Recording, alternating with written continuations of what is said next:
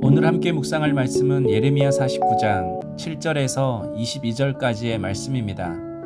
하나님은 계속해서 예레미야 선지자를 통해 이방 나라들에게 심판을 선고하십니다.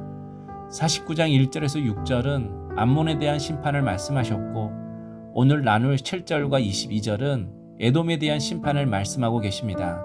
7절, 에돔에 대한 말씀이라 만군의 여호와께서 이와 같이 말씀하시되 대만에 다시는 지혜가 없게 되었느냐, 명철한 자에게 책략이 끊어졌느냐, 그들의 지혜가 없어졌느냐. 에돔은 붉은이라는 뜻으로 야곱의 쌍둥이 형인 에서의 별명입니다. 즉 에돔은 에서의 자손들입니다. 알다시피 야곱의 형이었던 에서는 사냥을 잘하는 사람이었습니다. 다른 사람들에 비해 능력이 출중했던 사람입니다. 그래서 에돔 족속은 굉장히 탁월하고 세상 지혜가 있었던 민족이었습니다. 하지만 하나님이 그들에게 지혜가 없게 되었느냐, 책략이 끊어졌느냐 라고 물으십니다. 너희가 그렇게 자랑하는 그 지혜가 어디 갔냐고 물으시는 것입니다.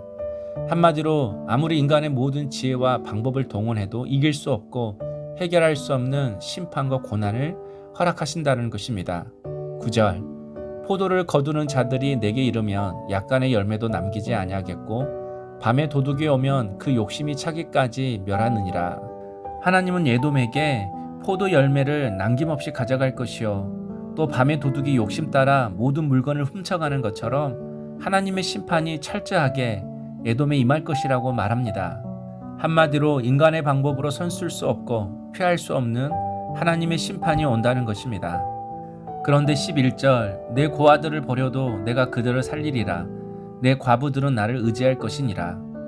하나님께서 에돔을 심판하실 때 고아들과 과부들은 살게 될 것이라고 말씀하십니다.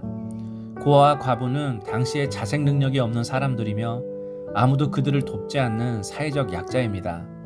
그런데 오히려 하나님은 이들을 살리시겠다고 말씀하십니다. 왜 고아와 과부들을 살리시는 겁니까? 자신들의 힘으로 할 수 없기에 주님을 의지하기 때문입니다.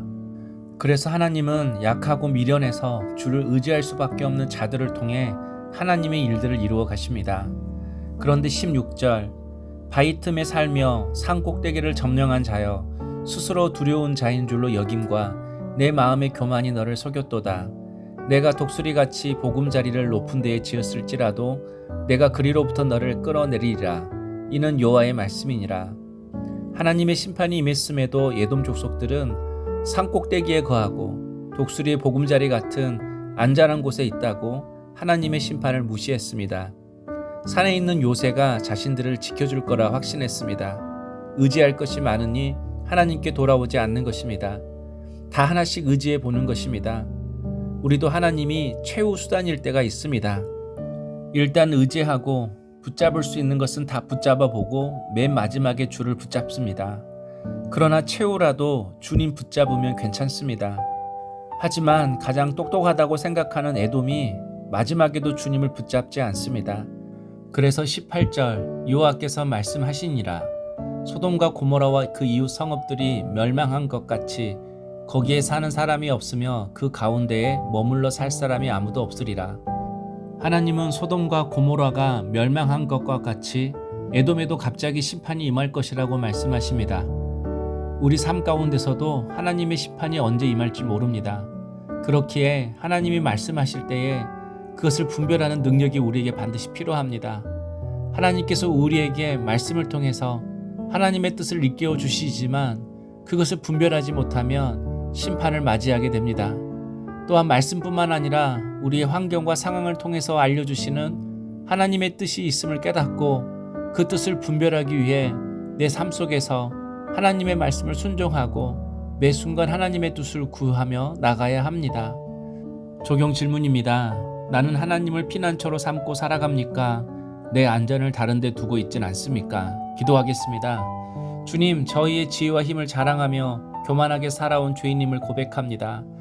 하나님의 말씀을 가볍게 여겨 스스로 높아진 마음을 버리고 지혜의 근원이신 주님 앞에 엎드려 겸손히 나아가게 하여 주옵소서. 오직 주의 뜻을 따르며 흔들림 없이 말씀 위에 서게 하옵소서. 예수님 이름으로 기도하옵나이다. 아멘.